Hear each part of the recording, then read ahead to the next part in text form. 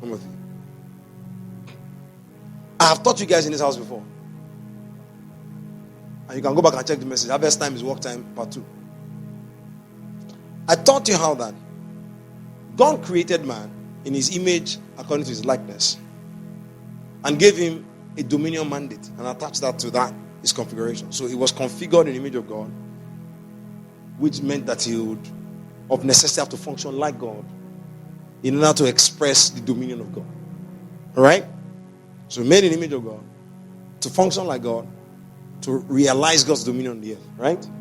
In the allocation that was given to him as the first man of the earth. So I told you that. So in the design of Adam, he's designed in the image of God after his likeness. He's designed with a mandate to realize the dominion of God upon the face of the earth. Is that clear? Let us make man in our image after his likeness. Let him have dominion. Let him have dominion. Dominion. So the dominion issues forth from his configuration in the image. Then we're told in Genesis chapter 1, same thing, verse 28, the process of how dominion will be realized. And that's when we discovered that the blessing was the infrastructure that God made available to enable the man prosecute and realize the dominion mandate. And what the blessing was going to do was to unveil a continuous trajectory of increase through being fruitful, multiplying, replenishing the earth of being and having dominion in order to realize the dominion mandate. So God gave man the blessing, and what the blessing was going to come and accomplish in the life of the man was that to make him fruitful, multiply, replenish the earth of being and have dominion. So in that we saw the protocol of how he will fulfill the dominion mandate. Then 29 we saw his supply system, his system of supply, how he will be sustained, and he will be sustained through the economy, the arrangement of sowing and reaping, because the things he was told to eat are things that have both seed and bread. So we saw all of that settled in Genesis chapter 1. So we understood the man's make in the image of God according to his likeness. We understood his purpose, or what he was to do as a result of that image. The natural consequence in terms of ultimate assignment of that image was what? Have dominion. And we're also told how he will realize that, and how he was going to realize that through the blessing of God upon his life, which would lead him on a journey of continuous increase where he'll be fruitful, he'll multiply, replenish the earth, and subdue it. And finally, we'll have what? We'll have dominion. That's what will happen. That's what will happen, right? Then we're told that while he was on that journey, he had been given a system of supply that hung around so he can reap it. He would have seed to sow and bread to eat. Do you get that? So that's all of that. We saw that. And then I went to the Genesis chapter 2 and showed you the practical basis upon which Adam was now brought into the physical earth. That even though all of that had been spoken concerning him, he still did not have a platform to enter the physical world.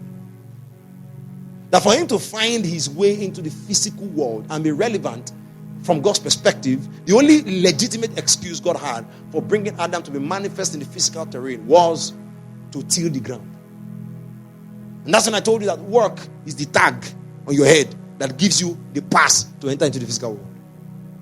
That every man is sent to the earth in the practical context of fulfilling an assignment. And I told you that the reason why God did it that way, he designed it that way, is such that the assignment that God gave to Adam, which was to till the ground, if you look at it critically, what that assignment was basically the system by which he will cooperate with the blessing to realize the dominion mandate. Because it's true tilling the ground to be fruitful. It's true tilling the ground to multiply. It's true tilling the ground to replenish the subject and have dominion. Do you understand that? So basically the assignment is actually the unique context, the unique framework that God designed to help facilitate the blessing upon his life to realize in his life the dominion mandate. So, and I told you that if Adam was created in the image of God to function like God, then it means that this man needs to know God to be a normal human being. So that means he's sentenced to a life of knowing God, which is the ultimate purpose of his existence anyway. Do you understand that? So he had to walk with God to realize the dominion mandate. He will grow in his knowledge of God, and as he was doing that, he will be fruitful, multiply, he will be able to realize dominion, because dominion was consequent on the image. Are you with me? I've taught this, you can go back and listen to the message. I told you that, right? Then I told you that in order for this man to be able to have a practical physical basis, a legal basis in the physical realm to exist in the physical world, God had to give him work. Work was the excuse for his presence in the physical realm. But that work was actually an environment designed to help him maximize walking with God, knowing God, growing in that image, and then, as a result of that, fulfilling or realizing dominion mandate. So work is his assignment, or his work is the unique context by which he will accomplish the dominion mandate.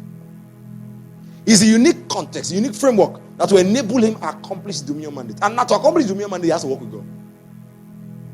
To know God, be like him, function like him, and execute his dominion. Do you understand that? That's what he has to do. So, then I told you that because of the work that God gave him, God decided to give him a specific base from where he would prosecute that assignment. All right? Remember I told you that? And that base was called the Garden of Eden. Do you remember that? And I told you that everything God put in the Garden of Eden, he put in the Garden of Eden so that that man will have the perfect environment to do his work. All of that was put there because of work. So Adam's excuse for existing in the physical world was to till the ground. So everything that God therefore set up in the physical framework for him was so that he will create an environment that facilitated the tilling of the ground by Adam. Do you understand that? So work, his assignment was the reason for everything else. Now, do you remember that in that Garden of Eden, that was where God gave him his spouse? Do you remember that? And by extension, a family, right? Do you remember that in that Garden of Eden, which was the location for his assignment, from where we launched his assignment? So even though he's supposed to have dominion over the whole earth, they put him at a particular place in the earth at that point and say, start from here, right? Do you remember that in that garden, God put all the trees he would need that were good for food, that's nourishment, and pleasant to the eyes, that's pleasure. So his enjoyment needs, his entertainment needs, and his nourishment needs were all provided in the context of the garden of his assignment. Are you with me? So in this kingdom, your prosperity, God's kingdom prosperity package is irreversibly attached to his assignment for your life. And God spoke this to me with a very strong and said, I cannot prosper you as I wish if you have not found my assignment for your life and you are faithfully fulfilling it. Because it is in your garden that your trees are. And he said to me, in the light of the coming famine, if my people are going to come into the prosperity plan that I have for them, they have to discover their assignment quickly and start working in their assignment. It has to be that everything you are doing in your life now is all connected to that assignment. Because assignment was what determined his geography of situation. Assignment was what determined the nature of relations God brought in his life. Assignment was what determined the kind of provisions God brought. Assignment. It was work they sent him to come and do on the earth. That work, that assignment, that God-given mandate to till the ground was the context within which we realize the dominion mandate. So your work, your God-given assignment is God's unique design through which you will realize his dominion mandate. That is, every one of us has a unique way in which we reveal the dominion of God on the earth. And your assignment is the midwife of that unique way. Your assignment is the crucible within which you will reveal the government of God upon the face of the earth in a unique way. Assignment. So my question to you that I've been asking on my WhatsApp status: what were you sent here to do? The days where you gloss over this question, my brother, my sister, are over. Did you notice how clear Joseph was as to what his assignment was? Did you notice how clear he was? So God did not put the wealth of the whole world in the hands of somebody who was not clear as to his purpose. Otherwise, when he gets the wealth, the second purpose is not done abusing everything. So if he gets the wealth, he does not understand the purpose for which God entrusted him with that level of resources. And my question to you is, what did God send you here to do? I know what he sent you here to be. Because there are two dimensions of purpose.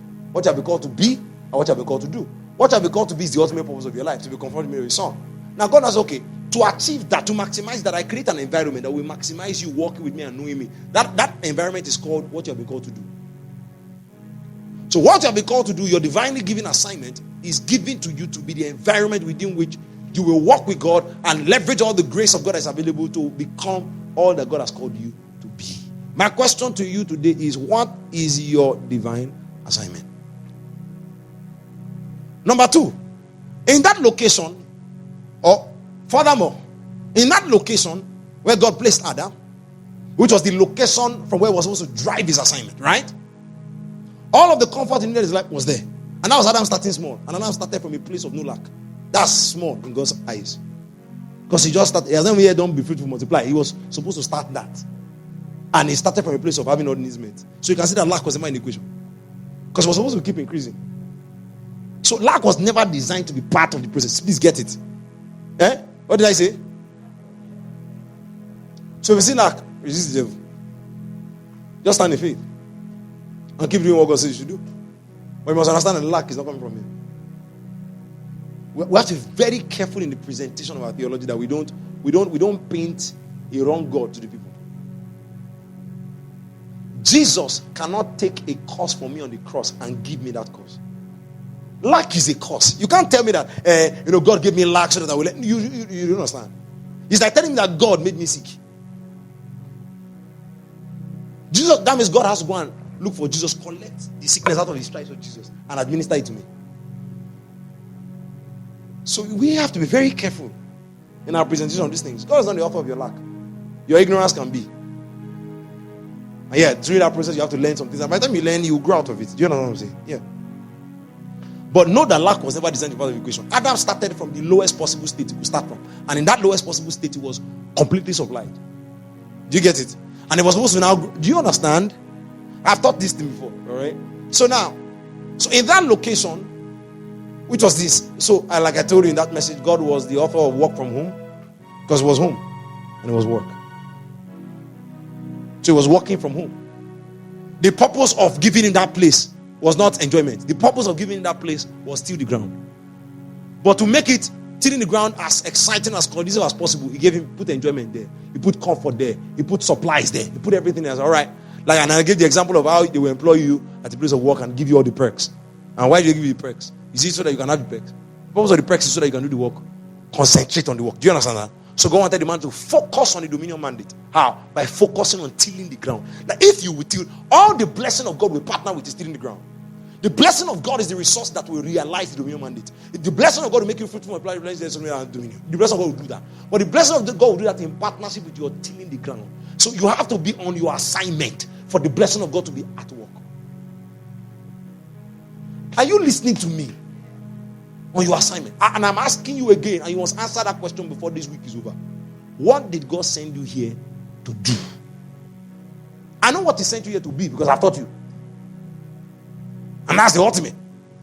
But what He sent you here to do is the environment that will help you maximize the grace of God to become what He sent you here to be. So if you don't find what He sent you here to do, you will not become what He sent you here to be. And I told you that what He sent you here to be is the unique context in which you will reveal His dominion and realize His dominion mandate upon the face of the earth. If you are still with me, say amen. My brethren, I have said it before and I'm saying it again. God's prosperity package for you as a believer is built on the foundation of sowing and reaping, no doubt. But you are going to practice sowing and reaping within the context of being on your divine assignment. Don't think that you can scam God by giving and your life is not passionately in pursuit of what He has sent you here to do. Do you understand that? Because if you are not in pursuit of what He sent you here to do, you are not in the pursuit of what He sent you here to be.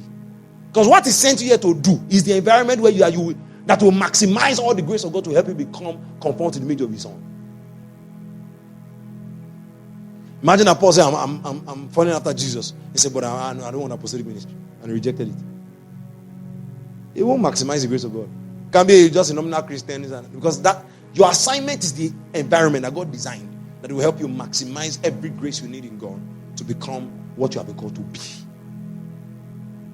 So my question to you again is what? What are you here to do? What's the work tag on your head?